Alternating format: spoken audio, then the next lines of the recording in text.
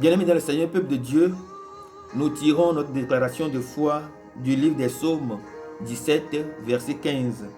Pour moi, dans mon innocence, je verrai ta face. Dès le réveil, je me rassasierai de ton image. Fais-nous voir dans notre innocence ta face. Fais-nous voir dans notre innocence ta puissance et ta gloire. Fais-nous contempler ta puissance et ta gloire. Fais-nous contempler ta puissance et ta gloire dans la vie de nos malades, dans la vie de tous ceux et celles qui sont dans le besoin. Fais-nous voir ta puissance et ta gloire. Fais-nous voir ta puissance et ta gloire dans notre propre vie, ta puissance et ta gloire dans nos maisons, ta puissance et ta gloire dans nos foyers, ta puissance et ta gloire dans la vie de nos enfants, ta puissance et ta gloire dans la vie de nos proches, ta puissance et ta gloire dans la vie de tous ceux et celles qui se réclament de nos prières. Ta puissance et ta gloire, Seigneur, se manifeste à eux. Ta puissance et ta gloire se manifeste à tous les enfants, les bébés qui viennent de naître en ce moment. Ta puissance et ta gloire se manifeste à toutes les femmes du travail en ce jour. Ta puissance et ta gloire, Seigneur, se manifeste dans nos quartiers. Ta puissance et ta gloire se manifeste dans notre continent. Ta puissance et ta gloire se manifeste, Seigneur, et nous localise dans nos lieux respectifs, dans le nom puissant de Jésus. Fais-nous voir ta puissance et ta gloire, Père très bon. Nous crions vers toi, nous gémissons à toi, nous nous livrons à toi, nous nous abandonnons à toi, nous nous confions à toi, nous nous offrons à toi, Père très bon. Fais-nous voir ta puissance et ta gloire dans nos entreprises.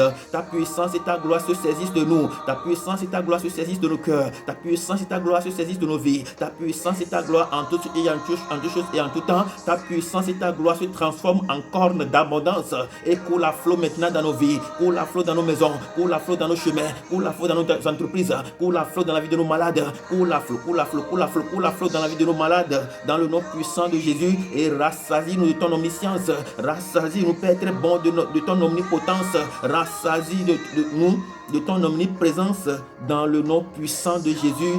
Descends sur nous, Esprit Saint, au nom puissant de Jésus-Christ. Descends sur nous, Esprit Saint, au nom puissant de Jésus. Déploie ta force au milieu de nous, au nom puissant de Jésus-Christ. Déploie ta force dans nos maisons, au nom puissant de Jésus-Christ. Déploie ta force dans nos vies, dans le nom puissant de Jésus-Christ. Déploie ta force sur notre territoire, sur notre continent africain, dans le nom puissant de Jésus-Christ. Descends ta puissance et ta gloire et rassasie-nous, Seigneur, de ta puissance en ce jour, dans le nom puissant de Jésus-Christ. Amen. Inattendu, personne n'a connu que Jésus. Et que vienne ta pluie sur ton église et sur nos vies. L'Esprit descend sur nous. Descends sur nous, Esprit de Dieu, descends sur nous, Esprit de force, descends sur nous, flamme du feu de la Pentecôte, descends sur nous et accomplis l'événement pentecostal dans nos vies, descends sur nous, accomplis ta grâce de la résurrection en nous, descends sur nous en ce jour de grâce, nous t'appelons, nous crions vers toi, nous gémissons à toi, nous nous offrons à toi, descends sur nous en ce moment et transforme nos vies, descends sur nous, transforme nos cœurs, descends sur nous, guéris nos maladies, descends sur nous, guéris nos malades, descends sur nous, sors-nous de nos prisons, descends sur nous en ce jour, dans le nom puissant de Jésus-Christ. Bien-aimés dans le Seigneur, peuple de Dieu, nous avons tendance, la plupart d'entre nous en tout cas, à faire le rêve d'argent. La plupart d'entre nous font le rêve d'argent. Nous rêvons que nous ramassons de l'argent. La plupart d'entre nous rêvons que nous ramassons de l'argent. Il y en a qui ont déjà fait plusieurs fois, à maintes reprises, ce même rêve, mais ils n'ont jamais trouvé de résultat. Il y en a qui l'ont fait plusieurs mille et une fois, mais ils n'ont jamais trouvé de résultat. Et à chaque fois, ils vont dire que eux, tout le temps, ils rêvent de l'argent, ils rêvent qu'ils ramassent de l'argent dans le rêve, mais ils n'ont jamais eu gain de cause. Et il y en a aussi qui rêvent, qui ramassent de l'or.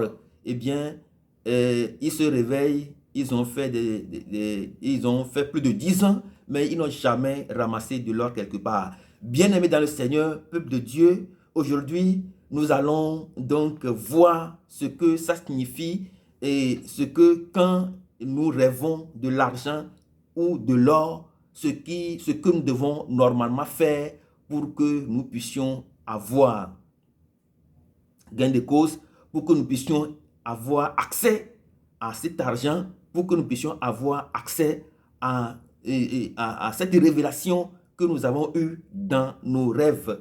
Bien-aimés dans le Seigneur, peuple de Dieu, la plupart du temps, nous rêvons que nous ramassons de l'argent. Et donc, lorsque nous ramassons, la plupart du temps, je dis bien la plupart du temps, lorsque nous rêvons que nous ramassons de l'argent, eh bien, ou que nous ramassons de l'or dans nos rêves, eh bien, la première des choses que je voudrais donc nous faire comprendre, c'est qu'en réalité, nous avons fait une œuvre. Nous avons fait un acte héroïque. Nous avons posé un acte héroïque. Nous avons accompli une mission positive. Nous avons accompli quelque chose qui est très positif dans notre vie. Nous avons joué un grand rôle et Dieu lui-même dans sa bonté, et il nous paye. Dieu nous paye. Voilà. La plupart du temps, lorsque nous faisons des rêves, que nous ramassons de l'argent ou que nous ramassons de l'or, eh bien, c'est un travail que nous avons fait. Nous avons accompli une mission, nous avons fait un travail. Et donc, c'est pour cela que dans nos rêves, quand nous arrivons dans nos rêves, nous ramassons de l'argent. Eh bien, et pour que nous sachions que le rêve d'argent, c'est une façon pour Dieu de nous payer, eh bien, je m'en vais demander à tout un chacun de nous de faire un effort. Eh bien, lorsque vous allez encore rêver que vous avez ramassé de l'argent, eh bien, faites donc un retour en arrière, rentrez dans la méditation, faites l'introspection et voir quelles sont les activités que vous avez entreprises les derniers moments qui ont précédé le rêve de ramassage de l'argent. Vous allez voir que vous avez accompli quelque chose, vous allez voir que vous avez fait quelque chose d'extraordinaire, vous avez posé un acte héroïque, vous avez aidé quelqu'un, vous avez été très précieux dans une aide dans la vie de quelqu'un. Eh bien, Dieu, il va vous payer cash. Dieu, il va se révéler à vous dans votre sommeil et vous allez commencer par rêver. Vous allez rêver de l'argent. Eh bien dans le Seigneur, peuple de Dieu, faisons donc cette attention parce que tout ce que nous faisons dans cette vie se paye. Tout ce que nous faisons, Dieu nous le paye. Et lorsque nous voyons par exemple le cas de David, David n'a pas rêvé, mais David a posé un acte héroïque. David était auprès du troupeau de son papa et il avait réussi à tuer l'ours et le lion.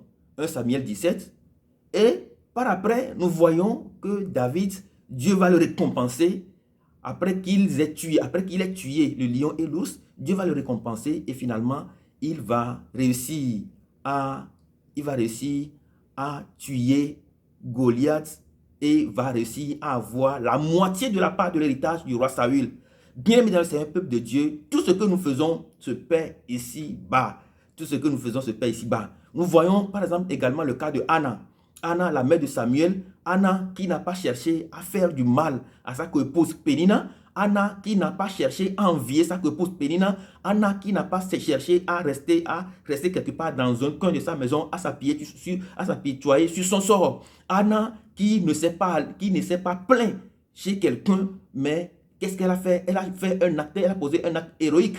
Eh bien, elle a été même dans le temple voir Dieu face à face, prier devant Dieu pour solliciter son appui, solliciter sa miséricorde et sa bonté, et Dieu l'a payé cash. Nous avons vu comment l'enfant, le fils Samuel que Dieu a donné à Anna. La Bible dit que le prophète Samuel est un prophète dont aucune de ses paroles n'est jamais tombée à l'eau. Bien-aimés dans le Seigneur, peuple de Dieu, tout ce que nous faisons ici sur cette terre se paye. Nous voyons par exemple, Joseph. Joseph serait en prison, va sortir de la prison pour aller voir Pharaon. Et comme il avait dit au roi, ce n'est pas moi en réalité qui va te donner une réponse, mais Dieu donnera une réponse favorable à Pharaon. Et la Bible dit que après, Quand il a fini d'expliquer le rêve, d'interpréter le rêve, le roi lui a donné donc la même mise sur tous les biens de sa royauté, et il avait commencé par entreprendre tout ce fallait entreprendre pour éviter que la famine, 7 ans après, puisse arriver à détruire tout un peuple. Bien dans le Seigneur, peuple de Dieu, faisons donc attention, lisons la parole de Dieu pour voir comment Dieu a payé les gens, comment Dieu a payé, et Dieu continue toujours par nous payer sur cette terre. Tout ce que nous faisons, Dieu nous paye. Et donc, lorsque nous posons un acte héroïque, lorsque nous faisons quelque chose de très remarquable, peut-être que nous ne le savons pas, peut-être que nous ne faisons pas attention, mais désormais, lorsque nous rêvons que nous avons ramassé de l'argent, eh bien, retournons en arrière, faisons donc une introspection pour voir ce que nous avons fait concrètement ces derniers jours qui ont précédé le jour où nous avons rêvé que nous ramassons de l'argent.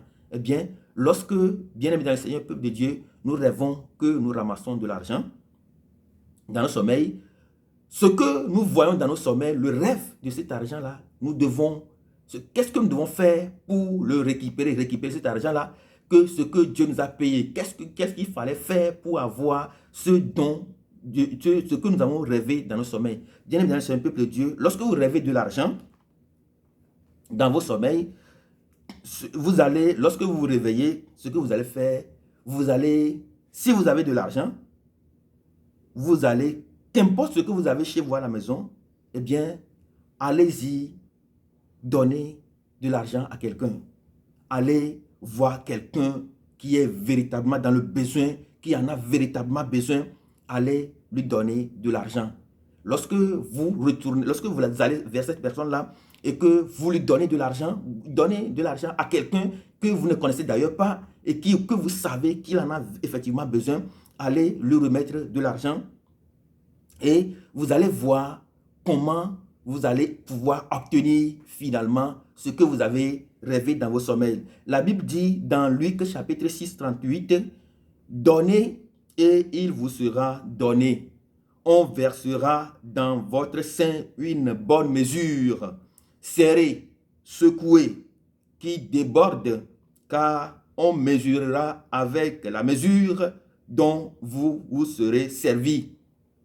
Donnez et il vous sera donné. » Bien aimé dans le Seigneur, peuple de Dieu, lorsque vous rêvez que vous ramassez de l'argent, lorsque vous rêvez que quelqu'un vous donne de l'argent dans votre sommeil, eh bien, lorsque vous vous réveillez, si vous avez, quel que soit ce que vous avez à la maison, allez-y quelque part, prenez cette partie de la parole de Dieu et déclarez que Dieu lui-même, il a dit de donner et il nous sera donné. Donc, cette révélation que vous avez eue dans votre sommeil va se réaliser si vous réussissez à aller donner, de l'argent à quelqu'un qui est effectivement dans le besoin. Dieu va passer également par une autre personne, par quelqu'un d'autre pour vous pourvoir ce que vous avez rêvé dans votre sommeil. Et donc, il vous sera donc donné en retour.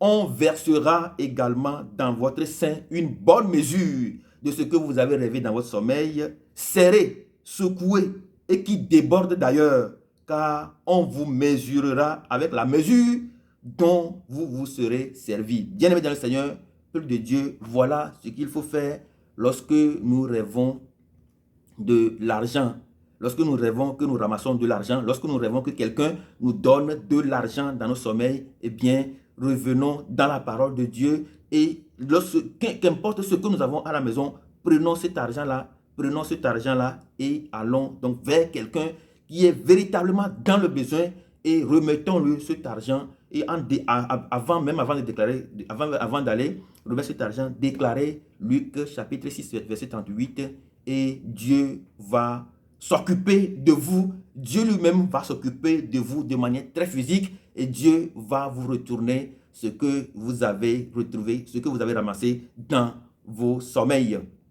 De la même manière, lorsque nous rêvons que nous avons ramassé de l'or dans nos sommeils, eh bien, sachons que nous avons fait un acte héroïque, nous avons posé un acte héroïque, nous avons fait quelque chose de très extraordinaire, nous avons fait quelque chose qui a touché profondément le cœur de Dieu. Eh bien, lorsque nous nous réveillons, ce que nous allons faire, c'est que ce que nous avons de plus cher dans notre maison, Ce que nous avons de plus cher, souvent, nous avons des pagnes roulantes, des pagnes très importants. Nous avons des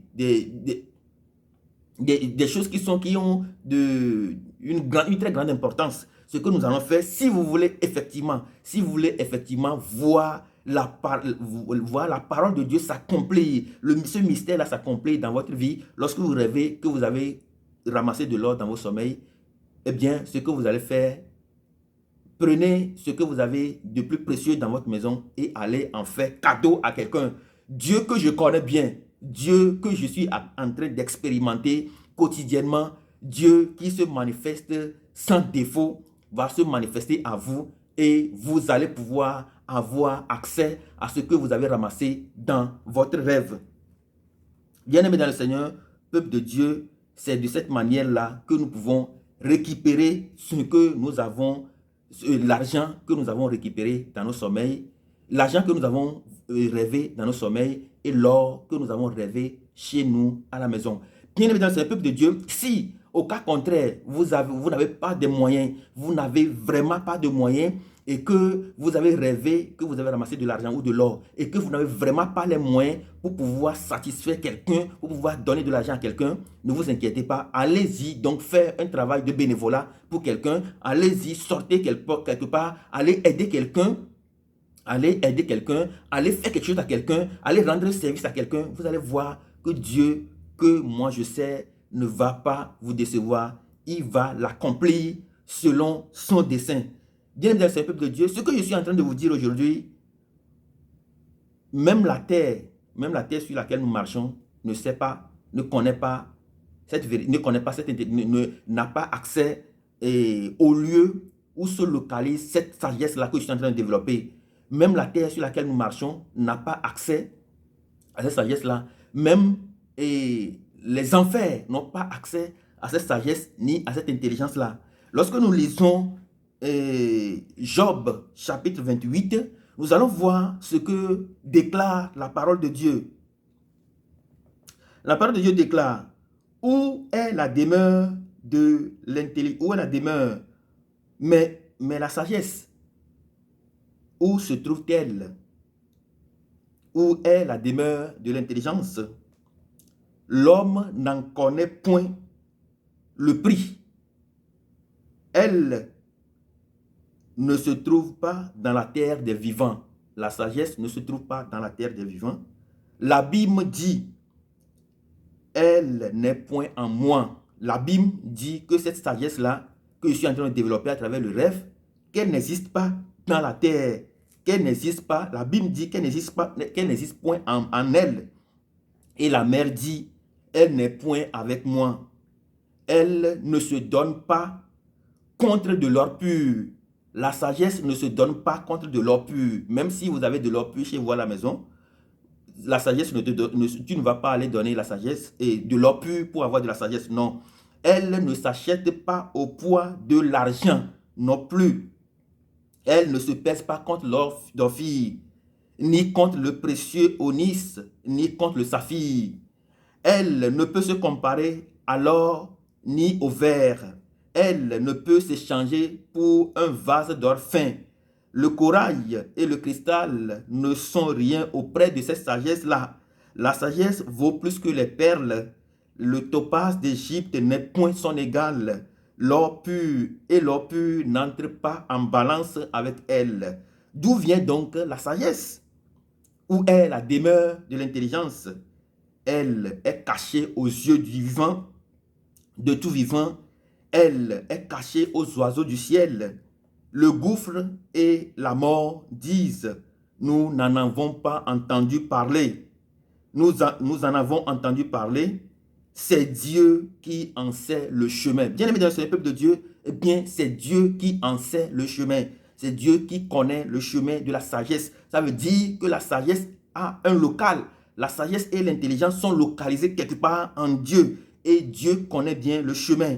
C'est Dieu qui connaît le chemin. C'est Dieu qui en connaît la demeure. La Bible dit que c'est Dieu qui en connaît la demeure, car il voit jusqu'aux extrémités de la terre. Dieu voit aux extrémités de la terre, il aperçoit sur tous les cieux, et quand il régla le poids du vent et qu'il fixa la mesure des eaux, quand il donna des lois à la pluie, et il traça la route et de l'éclair et du tonnerre. Alors il vit la sagesse et la manifesta. Dieu vit donc la sagesse et la manifesta. Dieu vit la sagesse et la manifesta. Et la Bible dit, l'oiseau dans 28, Job 28, verset 7, la Bible dit, l'oiseau de proie n'en connaît pas le sentier. L'oiseau de vautour ne l'a point aperçu. Les plus fiers animaux ne l'ont point non plus foulé aux pieds. Le lion n'y a jamais assez. Mais l'homme porte sa main donc sur le roc, il renverse les montagnes depuis les racines, il ouvre les tranchées, les rochers, et son œil contemple tout ce qu'il y a de précieux. Bien-aimé dans le Seigneur, peuple de Dieu, c'est l'œil de Dieu, l'œil de l'homme à qui Dieu a donné cette sagesse-là qui peut effectivement la contempler et la manifester comme Dieu lui-même le manifeste, cette sagesse-là. Bien-aimé dans le Seigneur, peuple de Dieu, la sagesse des rêves. La sagesse des rêves, c'est une grâce incontournable, c'est un moment, c'est une grâce incontournable, c'est une force, c'est un mystère que Dieu a permis à l'homme de percer afin de pouvoir ouvrir les portes, afin de pouvoir ouvrir les portes de nos prisons, afin de pouvoir nous ouvrir les portes qui puissent nous aider à accomplir notre destinée. Puisqu'il y a beaucoup de personnes sur cette terre qui ont rêvé, qui ont fait le rêve de l'argent, mais qui n'ont jamais réussi à avoir accès à l'argent. Beaucoup de gens qui ont rêvé d'avoir accès à de l'or parce qu'ils avaient accompli des actes extraordinaires.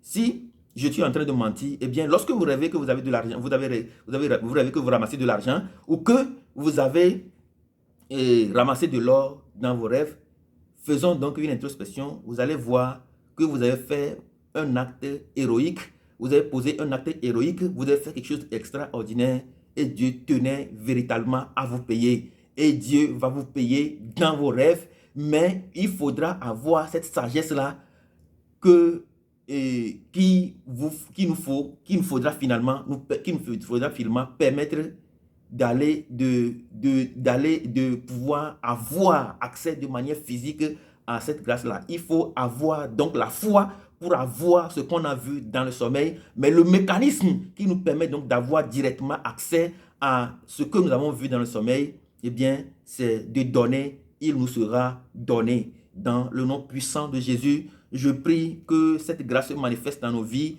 et que nous réussissions à savoir que Dieu nous paye à chaque fois que nous faisons des choses. Si nous faisons du bien, Dieu nous paye en bien. Faisons attention dans nos rêves. Si nous faisons du mal, Dieu nous paye également en mal. Faisons également attention et revenons au Christ, notre Dieu. Revenons pour que nous puissions poser des actes héroïques qui toucheront le cœur de Dieu et que Dieu soit fier dans sa grande compassion de nous payer en tout temps et en toutes circonstances. Dieu nous bénisse abondamment. Très bon dimanche chez nous.